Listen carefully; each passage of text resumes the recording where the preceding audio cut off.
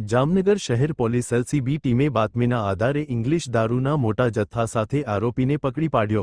Baleno કારમાં 520 બોટલથી પણ વધુના જથ્થા સાથે જીતેન્દ્ર ઉર્ફ જયલો જગદીશ ચાવડાને બલેનો કાર સહિત દાગના મુદ્દા માલ સાથે પકડી પાડી કાયદેસરની કાર્યવાહી હાથ ધરવામાં આવી હતી, જેમાં કુલ મુદ્દા 7,18,000નો મુદ્દામાલ કબજે કરાયો હતો।